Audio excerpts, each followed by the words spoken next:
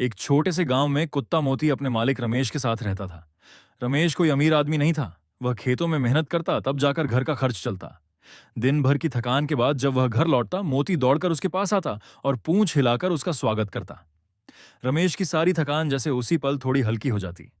एक दिन गांव के बाजार में रमेश ने देखा कि कुछ लोग अपने कुत्तों के लिए नए नए खिलौने खरीद रहे थे। रंग बिरंगी गेंदें, रस्सियां और आवाज करने वाले खिलौने। रमेश कुछ देर उन्हें देखता रहा।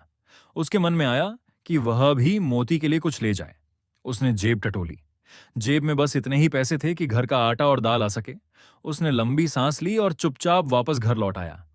घर पहुंचकर रमेश थोड़ा उदास बैठ गया। उसे लग रहा था कि वह मोती के लिए कुछ भी नहीं ला पाया। तभी उसकी नजर दरवाजे के पास पड़े एक पुराने जूते पर गई। जूता काफी घिस चुका था। उसने मुस्कुराकर वह जूता उठाया और मोती की तरफ बढ़ा दिया। मोती ने जूता देखा, फिर एकदम खुशी से उछल पड़ा। वह जूते को मुंह में दबाकर आंगन में दौड़ने लगा। कभी उसे ऊपर उछालता, कभी जमीन पर रखकर पंजे से पकड़ता। उसकी आंखों में ऐसी चमक थी जैसे उसे दुनिया की सबसे कीमती चीज मिल गई हो। रमेश चुपचाप उसे देखता रहा। कुछ देर पहले जो उदासी उसके चेहरे पर थी, वह धीरे धीरे गायब होने लगी। उसके मन में एक बात गहराई से उतर गई। मोती को उस जूते की कीमत से मतलब नहीं था। उसके लिए सबसे बड़ी बात यह थी कि वह चीज उसके मालिक ने प्यार से दी थी। उस रात रमेश देर तक सोचता रहा। इंसान अक्सर खुशियों को महंगी चीजों में ढूंढता है।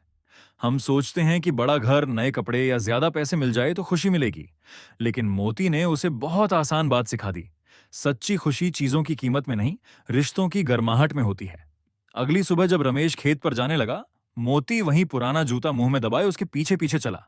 रमेश हंस पड़ा। उसने मोती के सिर पर हाथ फेरा और मन ही मन कहा, तूने तो मुझे आज जिंदगी का सबसे बड़ा सबक दे दिया। सीख: खुशी हमेशा बड़ी चीजों में नहीं मिलती। कई बार प्यार से दी गई छोटी सी चीज भी दिल को बहुत बड़ा सुकून दे जाती है।